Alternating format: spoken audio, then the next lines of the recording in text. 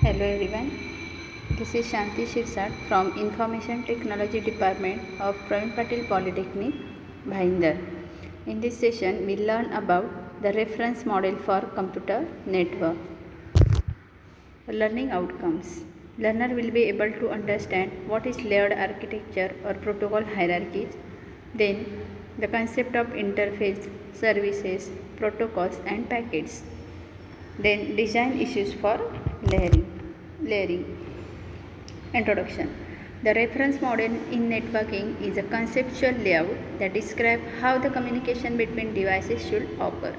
Means it specifies some guidelines to communicate two devices. For efficient communication, the reference model identifies the tasks involved in intercomputer communication and divided in logical groups called layers, with each layer performing a specific function. This is a layered architecture, that is protocol hierarchy of reference model, which contains the 5-layer architecture. Each layer communicates with every other layer horizontally and vertically. There is an interface between every adjacent layer. Okay, and all the layer from sender and receiver devices communicate with each other to perform specific function using some protocols which work at that particular layer. And two devices communicated with each other with the help of physical medium.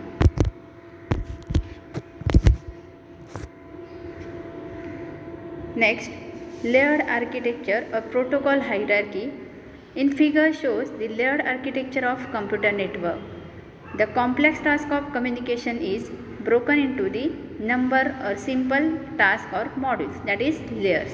Means the functions or activities, tasks which are performed by the particular system in the computer network, and these tasks or functions of computers or devices are divided into the different layers or modules.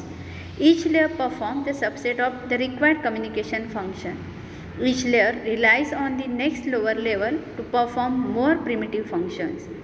Each layer provides the services to the next higher level, and changes in one layer should not require changes in other layers. The benefits of layered models are modularity and clear interfaces. In layered architecture of network model, one whole network process is divided into small tasks. Each small task is then assigned to the particular layer, which work dedicatedly to process the task only. Every layer does only the specific task. Means the functionality or task of the every level is already decided, and this particular layer perform that particular task and provide services to the upper layer. Next topic is interfaces, services, protocols and packets. Interface. There is an interface between the layers above and below of that particular system, and this interface is helpful to provide the services to the upper layer from lower level. Means with the help of this interface, the communication is possible between the layer that perform the different function on that particular system. The passing of data and network information down through the layers of the sending device and back up through the layers of the receiving device, and it is made possible by an interface between each possible adjacent layer. Means data passing is done from sender to receiver. So if the particular system wants to transmit the data, then information or data pass down through the layers of the sending device and back up through the layers at the receiving side.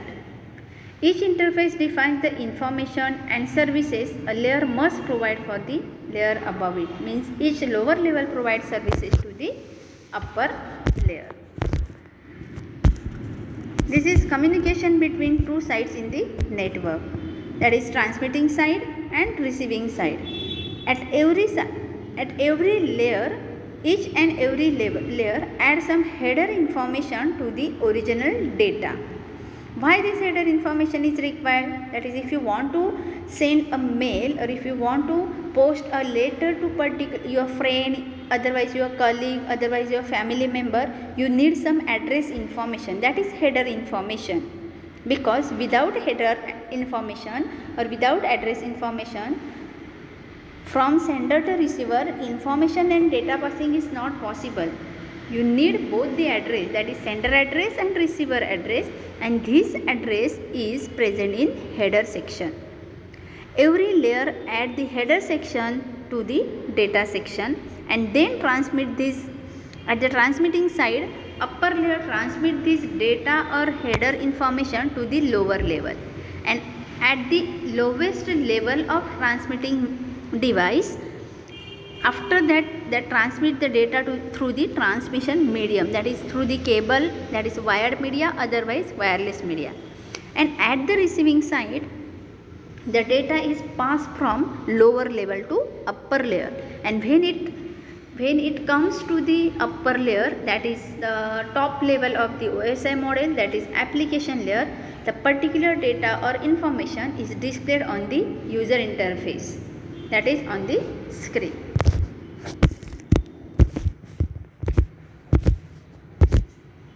Interface and services. Process provides the common technique for the layer to communicate with each other. Each layer added its header to the user's data and passed to its next layer. This layer processes on that data and adds its own header and provides to the next layer for processing. Through transmission media or channel, data passes from transmitting device to receiving side. In figure, we already shows the communication between two sides in the network. One OSI layer communicates with other layer to make the use of the services provided by the second layer. The services provided by the adjacent layer helps a given OSI layer communicate with its peer layer in other computer system.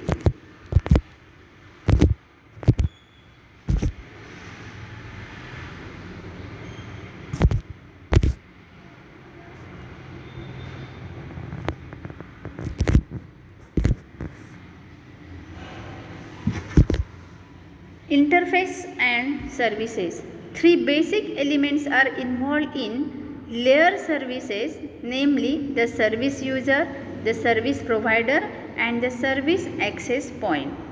In this context, the service user is the OSI layer that requests services from an adjacent OSI layer. The service provider is OSI layer that provides services to the service users. OSI layers can provide services to the multiple service user.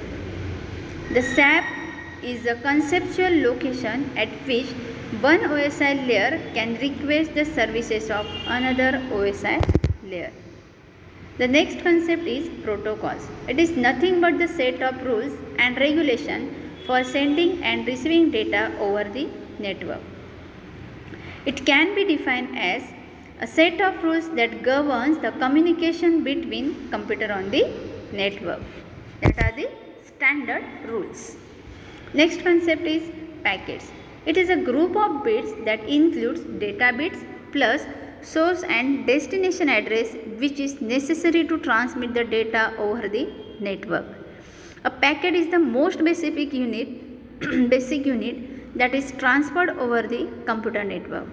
The main portion of the packet contains the actual data being transferred.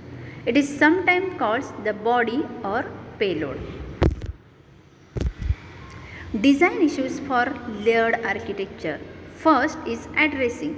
At a particular time, innumerable messages are being transferred between the large number of computers, and that's why the naming or addressing system should exist so that each layer can identify the sender and receiver of each message.